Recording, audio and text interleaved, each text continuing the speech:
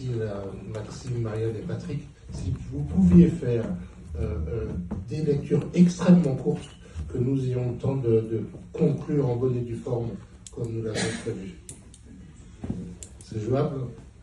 Oui, bien sûr. On y va. Maxime. Maxime. C'est toi. Maxime. On dit juste. Payons veuve pour Madame Balawedo. Payons veuve pour Madame Balawedo. Oyez d'ove, payons veuve pour Madame Balawedo. Payons veuve pour Madame Balawedo. Payons veuve pour Madame Balawedo. Oyez d'ove, payons veuve pour Madame Balawedo. Oh bibilo, wago wago, Marianne.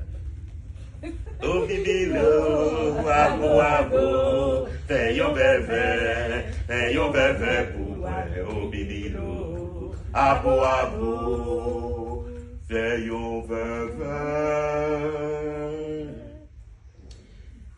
Circonvenir l'aurore et repasser le temps.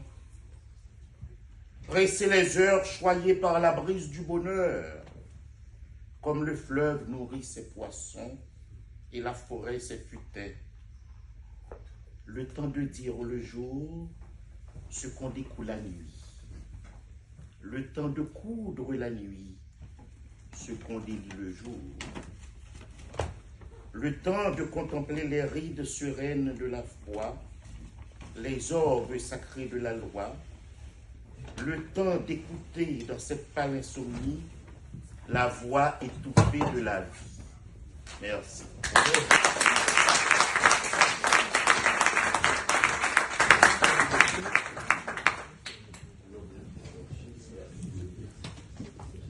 À l'abri de l'autel, des sauterelles folles, enivrées par la débauche, lors d'une veillée habituelle, ont jeté un nègre dans une fosse. Sorcellerie, leur être repu, rassasié, dans le tourbillon des colères meurtrières. La liberté a perdu ses ailes, les hommes blancs leurs masques et les chevaux leurs caparaçons de fête.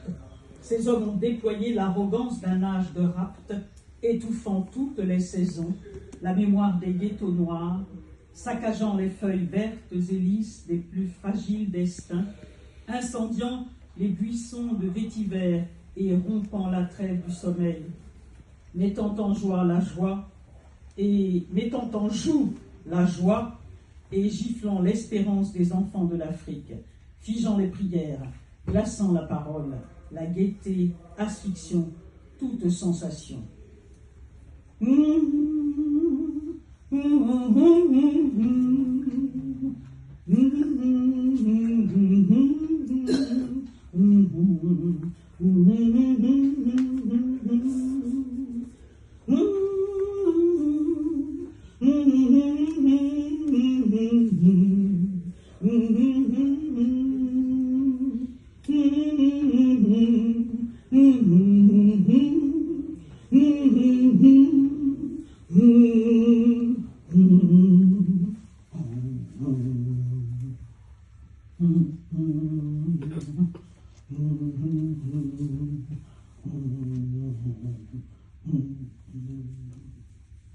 Esquisse d'une composition de John Coltrane, appelée Alabama en mémoire des 4 fillettes assassinées par le Ku Klux Klan dans une église baptiste en Alabama, justement, dans les années 60. Bravo.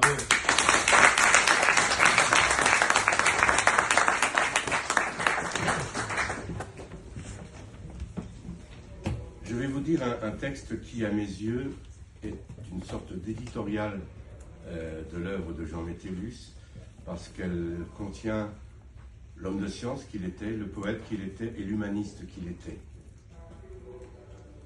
Et qui s'appelle, vous allez comprendre que c'est au cœur de notre soirée, qui s'appelle Langage. Pain du poète et chair du chanteur, Le langage dit la volonté du temps qui s'enroule à travers nos cheveux et nos rides, nos soucis, nos sourires. Il s'englue chez l'autiste en exil de lui-même, s'émiette chez l'aphasique étranger à sa vie. Le dyslexique le malaxe et le façonne, en tire le secret de ses inventions. Les cerveaux lésés, déréglés, blessés, le malmènent sans le désagréger. Il sait donner du sens au vagissement du nouveau-né, ressouder les syllabes espacées du bègue. Il donne voix à l'écolier qui s'agrippe aux mots pour entrer dans l'abstraction du monde. Aux sans-abri, toujours sur le qui-vive, à tous les sans-aveux tendus vers le ciel, aux doctrinaires emportés par le tourbillon des idées, aux déments dont le destin confisqué s'étiole dans les camisoles, aux malades murés dans la douleur, aux prisonniers en quête de rédemption. Vivace, tenace, sagace, le langage résiste au désespoir, triomphe des malheurs, supprime la peur, fascine le bonheur, protège l'homme de lui-même et des autres, le pousse à entreprendre, à créer, car il traverse les âges et les époques, enfiévré par la volonté de desserrer l'étreinte de la misère, de remplacer les bouquets fanés de la tristesse, d'ensevelir les rêves de vie brisés dans les rites de prières ardentes. Le langage dit le monde et transmet les messages dans le plein champ de l'espérance. Bravo.